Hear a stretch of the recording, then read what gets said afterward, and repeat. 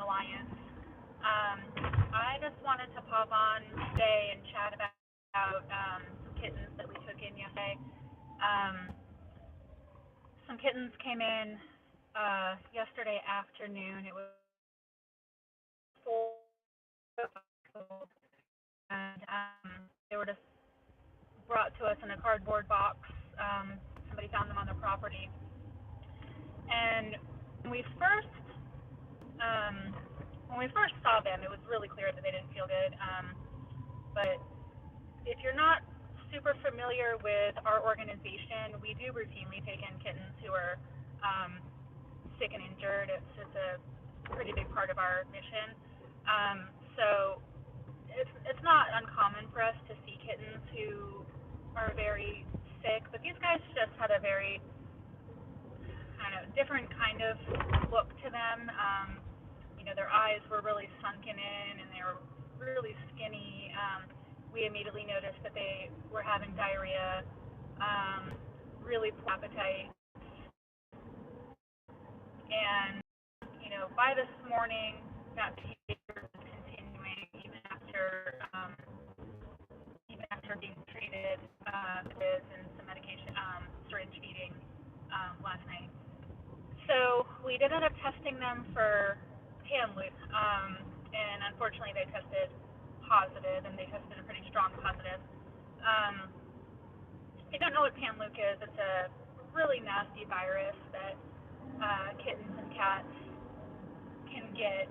It is one of the viruses that's protected by, or that the core vaccine that cats and kittens get, the HPV, protects against Panleuk, but kittens who either have never been vaccinated or they've started the vaccine series but aren't fully vaccinated or very susceptible to it.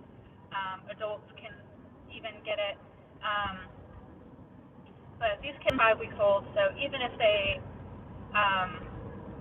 had been in our care for longer, they would only have one vaccine under their belt, but we just got them yesterday, so they hadn't been vaccinated at all.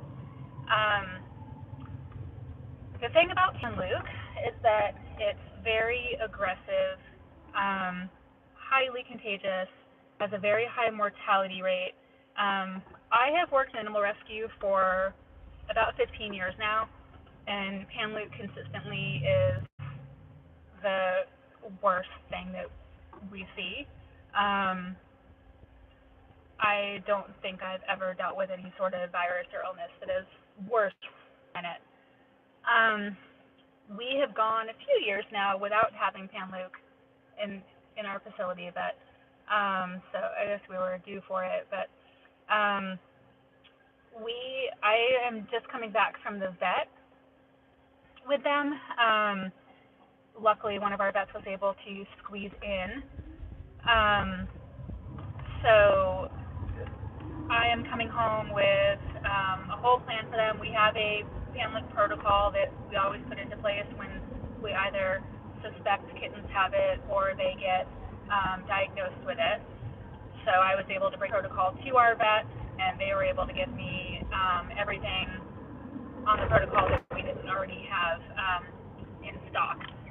So basically, through the weekend, they're going to be getting very, very, very intensive care, and then hopefully by next week, they will be starting to do a bit better. But just for anybody who hasn't dealt with Panleuk before, or if you're with another rescue and you're looking for tips on how to build your Panleuk protocol, I'm going to try to remember off the top of my head what all we're going to be doing. I will go over this later once we get back, and tonight and tomorrow, and when we start really establishing a good routine.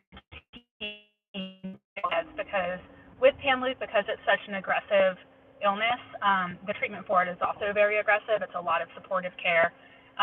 So we're doing fluids several times a day, because one thing that Panleuk does do is because the kittens have a really poor appetite, they're not really eating, they're not wanting to drink, it's very easy for them to get dehydrated. So they'll be getting fluids a few times a day.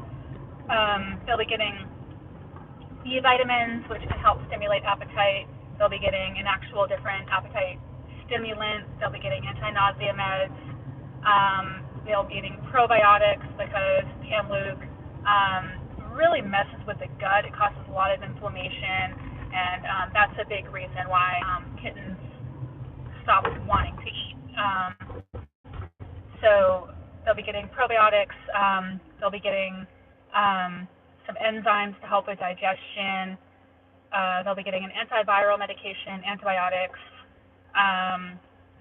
and then what's the other one? And they'll be getting a supplement that will help with their diarrhea. So it's a combination of clay and some other additives that will hopefully help firm up their poop, because especially, with low appetites, a lot of the medications they're going to be receiving will help stimulate their appetite and help them get their appetite back, but that's not going to do any good if they're immediately pooping out anything they eat, which is what's happening right now. So we'll be feeding them small meals throughout the day.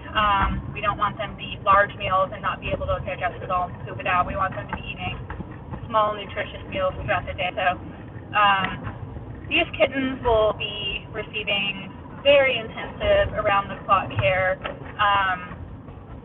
definitely throughout the weekend and probably for the next week or two until they're more stable. The good news is that even though they clearly don't feel well and they have a lot going on and they're very skinny, but they do have some fight in them. When we were at the vet earlier and they were getting some injections and getting their exams, they did have some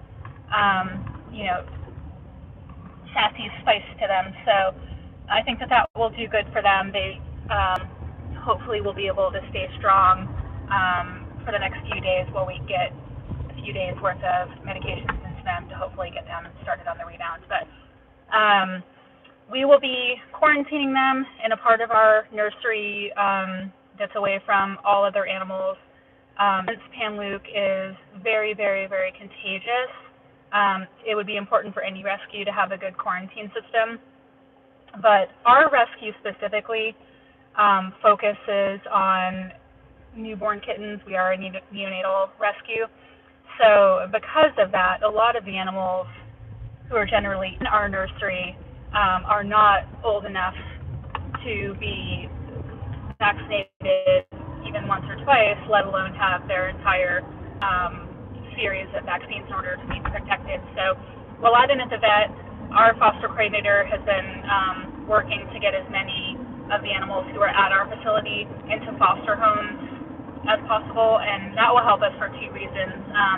One, it helps keep those animals safe who haven't had that full protection yet, but it also is going to help our team. We have a very small team who is now going to have to be focusing a massive amount of time on this litter since he's affected. So it's going to help us focus on them to not have to also be doing animal care for another 40 animals that are in our building.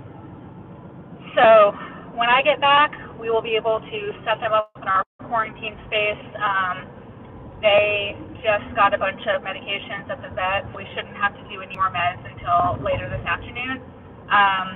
But either tonight or tomorrow, I will jump back on and you guys can watch me do medications. If you guys have any questions, feel free to pop into the chat. I'm driving, obviously, so I'm not going to probably be able to answer them now, but I can pop in later and answer them.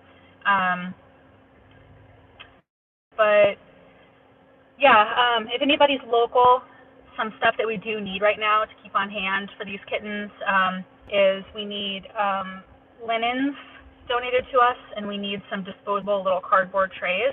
And that is because with a virus that's so contagious, our protocol is that anything that enters the quarantine room doesn't leave it. So basically anything that goes in that room is going to be thrown away. It's such a terrible, contagious, dangerousness that we don't even trust linens going through the wash with bleach. We're not going to worry about that. Everything that touches those kittens is just going to get thrown away. So We do need a lot of linen, so towels, blankets, pillowcases, flat sheets, anything like that that you have lying around we can use. But we are going to do everything we can to get these kittens on the other side of this, and I really appreciate everybody popping in to listen, and we will send an update once we get them settled in and know more. Thanks, guys.